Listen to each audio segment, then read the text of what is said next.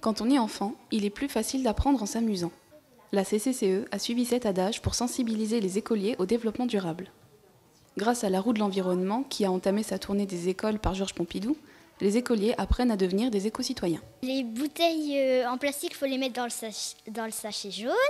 Les piles, il faut les ramener à l'école, dans un magasin ou autre part, là où il y a des petites boîtes. Le verre, faut pas le jeter. L'éveil des enfants aux problèmes que suscite le réchauffement climatique devrait ainsi trouver un écho dans les foyers et les familles pour inciter à prendre soin de notre territoire et donc de notre planète. Ce concept a tellement plu aux enfants qu'ils se sont lancés quelques défis face à notre caméra. Combien de fois peut-on recycler le papier? On ne peut pas le recycler entre 2 et 5 fois, entre 8 et 12 fois. Entre 2 et 5 fois. Réponse, la fibre cellulose peut être recyclée entre 8 et 12 fois, car elle finit par se dégrader. Elle doit donc être renouvelée, d'où l'apport nécessaire de fibres neuves. Quels déchets ne peut-on pas jeter dans la poubelle de recyclage? Les aérosols, les pots de yaourt, les boîtes en aluminium. Les boîtes en aluminium?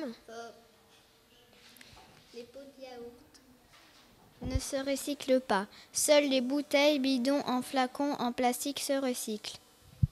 Les restes de viande ou de poisson sont des déchets organiques puisqu'ils proviennent de la nature. Mais attention, il est déconseillé de les mettre dans le composteur car ils attirent les chiens, les chats et les rongeurs.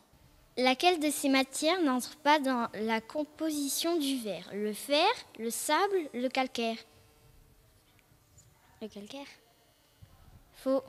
Le fer n'entre pas dans la composition du verre. Le verre est composé de sable, la silice, de calcaire et de carbonate de soude. Où enterre-t-on les déchets qu'on ne peut pas valoriser? Dans la forêt, sur la plage, dans un centre de stockage des déchets ultimes. La réponse 3. Oui, dans un centre de stockage des déchets ultimes.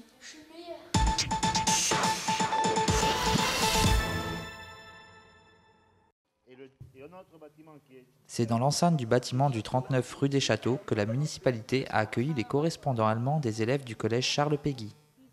Une occasion pour Jean-Pierre Milanesi et Éric Thiel, nos deux adjoints au maire, de présenter les rénovations et modifications apportées à ce bâtiment datant du XVIIIe siècle. La semaine des collégiens s'est poursuivie par des visites éducatives et des sorties ludiques pour permettre à chacun de progresser dans la communication de sa langue d'apprentissage.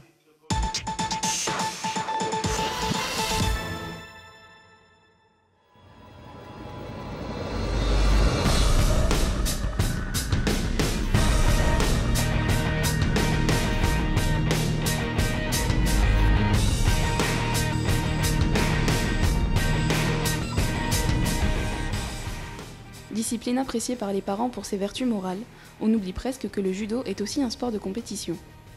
Grâce à Christophe, notre reporter féru de judo, voici les derniers résultats de nos compétiteurs catenomois. On a eu d'excellents résultats sur cette journée de compétition. Je vais vous citer donc quelques jeunes de notre club et donc des jeunes catenomois qui ont participé et qui sont relativement bien comportés. Vincent Simon qui a fait deuxième dans sa catégorie des moins de 55 kilos. Sorti de ses qualifications sans trop de problèmes et perdu en finale. Yanis Karoubi, qui lui aussi s'est très bien comporté pour sa deuxième année de judo, qui fait troisième dans la catégorie des moins de 50 kilos. Dans la catégorie des moins de 42 kilos, nous avions deux compétiteurs, Simon Desjardins qui fait deuxième et Thomas Wechsler qui fait septième de cette catégorie. Et dans les moins de 38 kilos, deux compétiteurs également, Jules Wagner qui fait troisième, un excellent résultat pour ce jeune, et Louis Prenier qui malheureusement n'est pas sorti de sa poule.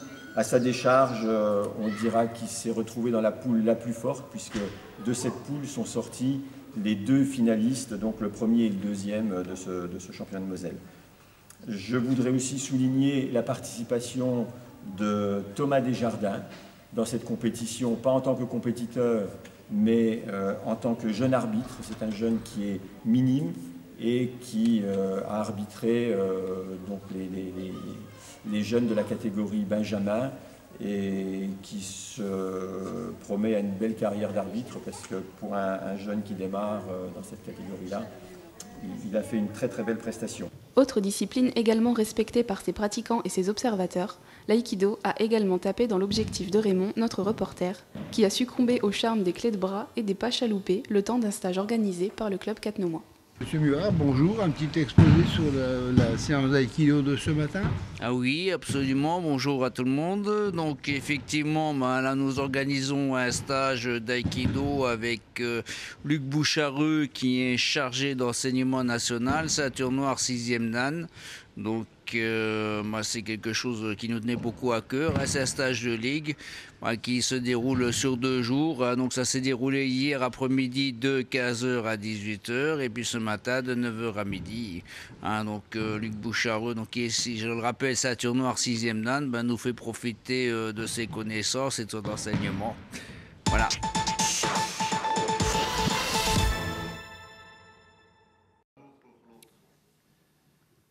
Le temps passe et n'altère en rien la motivation et le dévouement des donneurs de sang bénévoles de Cattenom. Toujours guidée par Justin Rodolphe, la 34e Assemblée Générale a permis de mettre à l'honneur les 276 donneurs anonymes qui ont tendu le bras pour sauver des vies.